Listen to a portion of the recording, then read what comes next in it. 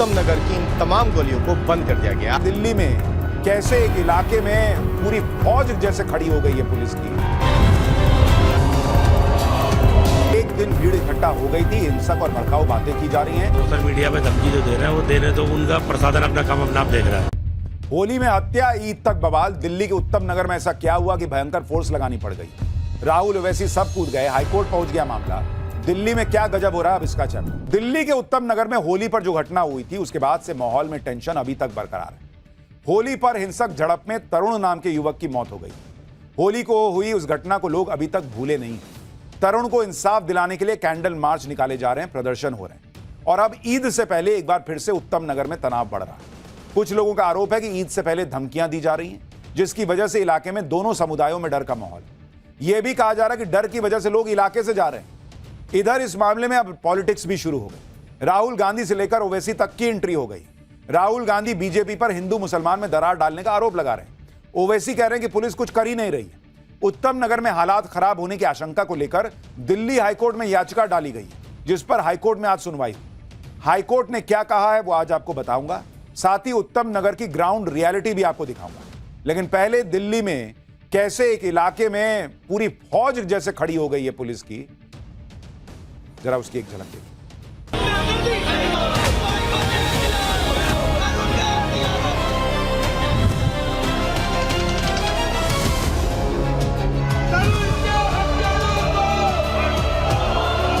तरुण के घर जिसकी मौत हुई थी उसके घर जाने वाले तमाम जो रास्ते हैं वो एहतियात के तौर पर अभी तक बंद है।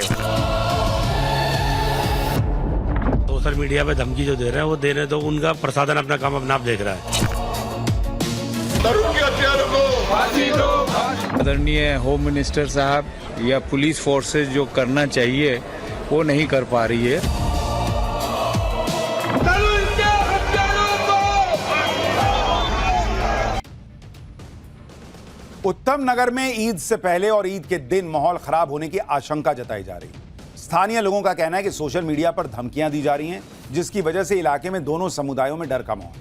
हिंसा की आशंका को देखते हुए हाईकोर्ट में एक याचिका दाखिल की गई थी, जिस पर आज सुनवाई हुई। याचिकाकर्ता ने हाईकोर्ट से कहा कि मुसलमानों की लिंचिंग की बात कही जा रही है। एक दिन भीड़ इकट्ठा हो गई थी, हिंसक और भड़काऊ बातें की जा रही हैं, पर्याप्त सुरक्षा नहीं दी जा रही। इस पर दिल्ली पुलिस ने कहा कि हमने केंद्रीय सुरक्षा बलों की टुकड़ियां लगा रखी हैं, स्थिति बिल्कुल सामान्य है, पर्याप्त सुरक्षा बल मौजूद हैं। यह याचिका पब्लिसिटी स्टंट के लिए लगाई गई। दिल्ली हाईकोर्ट ने दोनों पक्षों को सुनने के बाद कहा कि 4 मार्च को हुई घटना की वजह से ये आशंकाएं सामने आई हैं, इसलिए पुलिस को विशेष सावधानी बरतनी हो। कानून के तहत सभी कदम पुलिस को उठाने चाहिए जिससे वहां शांति और कानून व्यवस्था बाधित ना हो। पुलिस की व्यवस्था ऐसी होनी चाहिए जिससे सभी लोगों में सुरक्षा की भावना पैदा हो, ईद पर माहौल खराब ना होने पाए। समाज के किसी भी वर्ग के किसी भी व्यक्ति को ऐसी कोई भी शरारत करने की अनुमति न दी जाए जिससे माहौल खराब होने की आशंका है। हाईकोर्ट ने कहा कि हमें बताया गया कि सोशल मीडिया प्लेटफॉर्म की निगरानी भी की जा रही है। पुलिस के निर्देश पर लगभग 50 भड़काऊ पोस्ट पहले ही हटा दिए गए हैं। अब तक कुल 174 पोस्ट हटाने के लिए कहा गया है। इसके अलावा पुलिस ने एक वेरिफिकेशन कार्यक्रम शुरू किया है, जिसके तहत इस इलाके में 8,862 लोगों का बैकग्राउंड चेक किया गया है। इलाके में सुरक्षा व्यवस्था का यह इंतजाम रामनवमी के बाद तक जारी रहेगा। हाईकोर्ट ने दिल्ली पुलिस को नोटिस भी दिया है और जवाब दाखिल करने के लिए कहा है। इस मामले में अब अगली सुनवाई 6 अप्रैल को होगी। हालांकि दिल्ली पुलिस ने उत्तम नगर में पहले ही सुरक्षा के कड़े इंतजाम किए। हर तरफ बैरिकेडिंग कर दी गई है, बाहरी लोगों की एंट्री नहीं होने दी जा रही है। जरा देखिए ग्राउंड से एक रिपोर्ट। उत्तम नगर की तस्वीर मैं आपको दिखा रहा हूँ। होली के दिन जहां बवाल हुआ, एक युवा लड़के की मौत हो गई, लेकिन उसके बाद से ही उत्तम नगर की इन तमाम गलियों को बंद कर दिया गया। आप देखेंगे तो तरुण के घर जिसकी मौत हुई थी उसके घर जाने वाले तमाम जो रास्ते हैं वो एहतियात के तौर पर अभी तक बंद है। ये एहतियात इसलिए बरती जा रही है कि ईद का त्योहार मुश्किल से एक दिन बाद में आने वाला, तो उस दिन ऐसी कोई बड़ी घटना ना हो जाए, क्योंकि दो समुदायों के बीच लगातार विवाद पैदा रहा है। कौन कौन लोग यहाँ से छोड़ कर जा रहे हैं? जो आसपास के लोग हैं, किराएदार हैं भैया, जहाँ तक किराएदार लोग। हाँ, ईद बनाने जा रहे हैं। तो देखिए, होली पर उत्तम नगर में जो भी हुआ उसका असर अब ईद पर दिख रहा है, जिसको लेकर पॉलिटिक्स भी हो रही है। राहुल गांधी ने उत्तम नगर की घटना पर बीजेपी के खिलाफ हल्ला बोल दिया। राहुल गांधी ने कहा कि उत्तम नगर के लोगों ने हिंसा की भारी कीमत चुकाई। एक तरफ एक जवान लड़के तरुण की जान चली गई, दूसरी तरफ एक पूरा परिवार उत्पीड़न का सामना कर रहा है। उन्हें और खून खराबा नहीं चाहिए। खून खराबा केवल बीजेपी और उसका इकोसिस्टम चाहता है, जो नफरत के तवे पर हिंसा की रोटी सेकने के हर मौके का फायदा उठाता है। वो चाहते हैं कि देश हिंदू मुसलमान में उलझा रहे, ताकि लोग ये ना पूछ सकें कि आखिर प्रधानमंत्री देश की रक्षा, ऊर्जा सुरक्षा, खाद्य सुरक्षा और सामरिक संप्रभुता को अमेरिका के हवाले करने पर क्यों मजबूर है। इसलिए दिन दहाड़े देश की राजधानी में फिर से दंगों जैसे हालात खड़े किए जा रहे हैं। दिल्ली वासियों से अनुरोध है, किसी बहकावे में ना आए, देश की शक्ति हमारी एकता, भाईचारे और मोहब्बत में। राहुल गांधी बीजेपी पर निशाना साध रहे हैं। दूसरी तरफ कांग्रेस सांसद मोहम्मद जावेद ने गृह मंत्री अमित शाह को चिट्ठी लिखकर कार्रवाई की मांग की।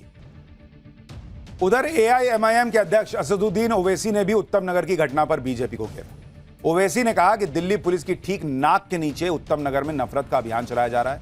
इसे रोकने के लिए कोई कदम उठाया जाता नजर नहीं आ रहा। पुलिस ये सुनिश्चित करे कि हर नागरिक सुरक्षित महसूस करे, लेकिन इस इलाके में साफ तौर पर हिंसा का माहौल फैलता जा रहा है और इसे रोकने के लिए कुछ भी नहीं किया जा रहा। यानी राहुल गांधी से लेकर ओवैसी तक उत्तम नगर को लेकर डराने वाली बातें कर रहे हैं कि वहां माहौल खराब है, पुलिस कुछ नहीं कर रही, बीजेपी राजनीतिक रोटियां सेक रही है।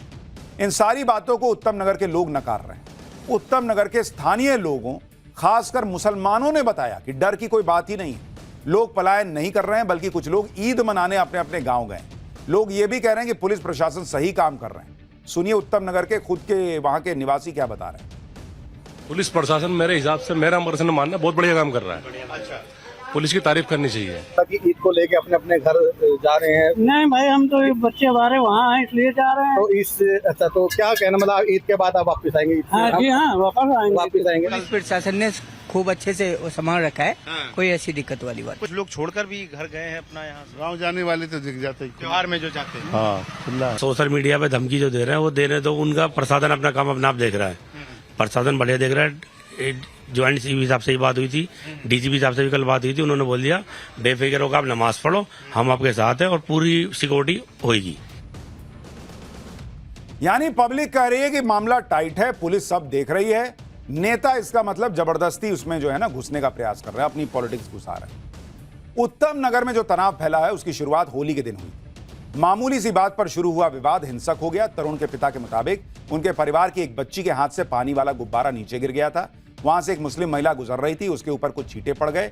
इतनी सी बात पर विवाद शुरू हुआ और नौबत मारपीट तक पहुंच गई। आरोप है कि 10-12 लोगों ने तरुण की लाठी डंडों से बुरी तरह से पिटाई की और तरुण को जब तक अस्पताल ले जाया गया, अगले दिन उसकी मौत हो गई। इसी के बाद से इलाके में तनाव है।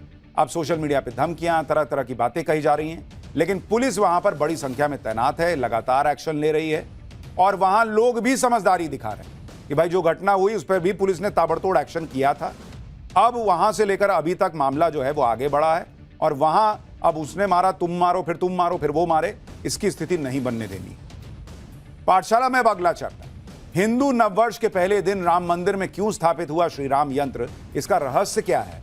हिंदू नववर्ष पर 60 साल बाद ऐसा कौन सा संयोग आया जिसने दुनिया में बड़े बदलाव का इशारा दे दिया है। अब इसका चैप्टर देखिए। आज से नवरात्र शुरू हो गए। चैत्र नवरात्र से ही हिंदू नववर्ष की शुरुआत को माना जाता है, क्योंकि हमारे यहां कहा जाता है कि चैत्र महीने की पहली तिथि को ही भगवान ब्रह्मा ने सृष्टि की रचना की थी। इसलिए इस दिन हिंदू धर्म के नववर्ष की शुरुआत मानी जाती है। लेकिन इस बार हिंदू नववर्ष और चैत्र नवरात्र बहुत खास है, क्योंकि अयोध्या में 500 साल के लंबे इंतजार के बाद बने भव्य और दिव्य राम मंदिर में श्री राम यंत्र की स्थापना हुई।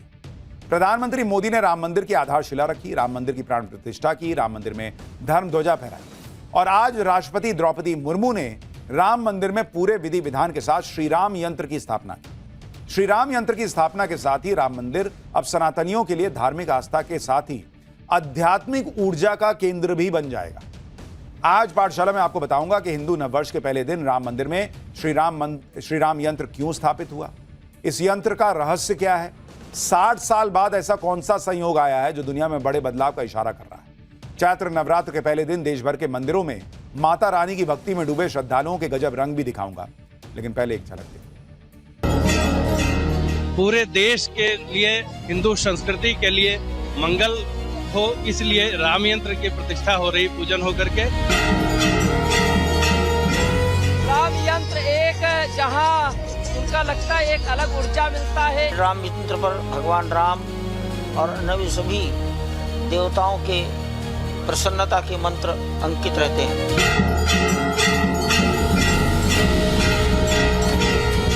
राम यंत्र मंत्र की स्थापना के इस कार्यक्रम में सहभागी बनकर के राम राज्य की अनुभूति का एहसास कर रहे हैं।